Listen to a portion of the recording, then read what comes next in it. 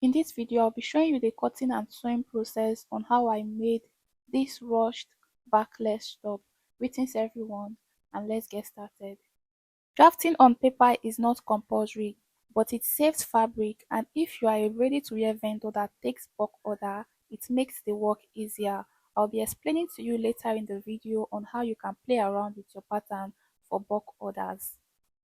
For this project, I used 1 yard of a light stretchy spandex fabric. I'll draw my startup line and my measurements will start from my startup line. Next, I'll mark out the bust point, the waistline, and I'll come down from the waistline by 9 inches to get the hip line.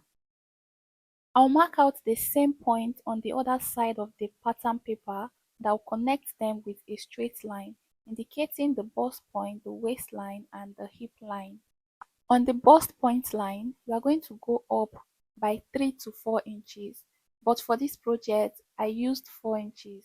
I'll place my tape 4 inches upwards from the bust point, mark it out with a straight line. On that line, I'll mark out my bust measurement divided by 4. Whatever it gives you, subtract half. Mine give me 9, but I'll be marking out 8.5. You do the same thing for the waist measurement, divided by 4 minus half of an inch, and the same thing for the hip measurement. Your measurement divided by 4 minus half inch.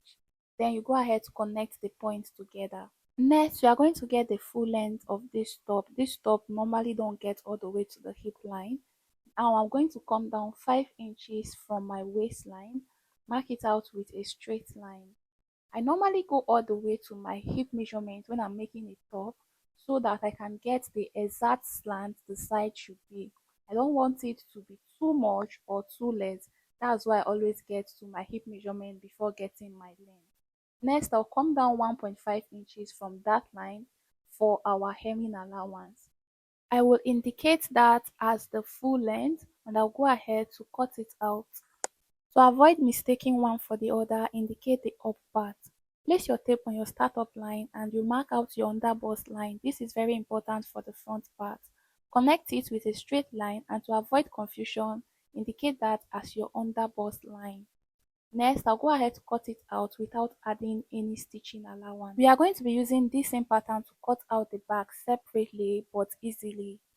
This is a closer view of the material I'm using. Just get something light and very stretchy. Most of this fabric stretches two-way, but ensure you are using the most stretchy part as the width of your fabric. I'll go ahead to place this on a single fold. I'm going to cut out the back part first. Cut this out without adding any sewing allowance. The fabric you can see at the top is 3.5 inches wide. Later on in the video, you are going to see how we use this to finish the upper back part of the top. Next, you place it on fold and you shape the side to follow the side shaping of the top. Next, you go ahead to open this up and you clip where your turn-up allowance is. So I'll go ahead to unpin this and we're going to be using this pattern for the front. Meanwhile, this is what the back part look like. Do not forget to notch the upper part so you don't mistake it for the down. You can see it's very stretchy. My fabric is already on fold. I'll go ahead to place it on another fold from the up to the down. This should be wide enough to contain the upper part. Then you cut out what's left. Place it on fold. The upper part should be closed. The center part should be closed. Only the down part should have openings. You take your pattern on your underbust line. You fold it in. Now, any part that is sticking out that is not the upper part, you just fold your pattern in so that you have only the upper part, okay? Then you go ahead to place this on the front center and on the closed side. You can see it aligns with the up. The only place that there is allowance should be the down part. So you pin it up, half-inch allowance on the down, then you cut out exactly what you have on the side. On the down part, you notch the center. Next, you go ahead to unpin this. You open up your fold like this. Then you place it on fold to get a long single piece. The upper part should have no opening. The opening should be at the down part. That way when you rush it in, it will be relaxed at the upper part. Bring back our pattern and we unfold it. We are going to be cutting from the under bust line to the down part, and we are going to be folding this in the same way we folded the down part. Any part that is sticking out that is not the down part, you go ahead to fold it in. To keep it down, you can also pin it down. I take my fabric and I'll place it on fold. Place my pattern on it and I'll cut this out exactly, adding only half inches on the upper part.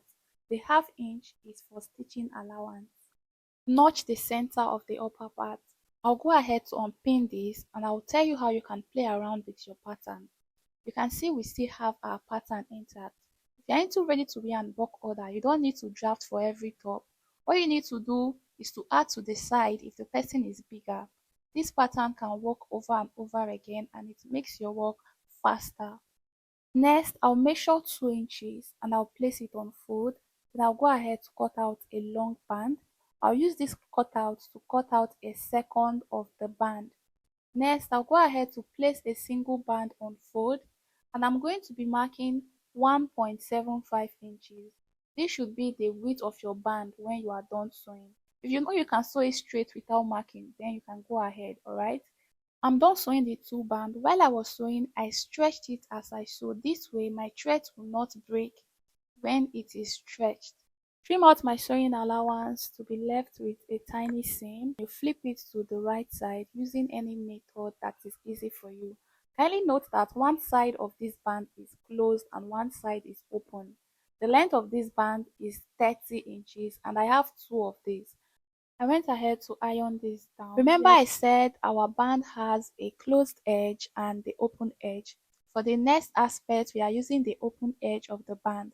You take the upper part of the front part, you take a single band, you place it on the center, you pin it up there, you flip this over to the other side, you take the second band, you put it at the center as well, you take the down part of the front, you place this right side facing right side and you sew. Remember to stretch this as you sew.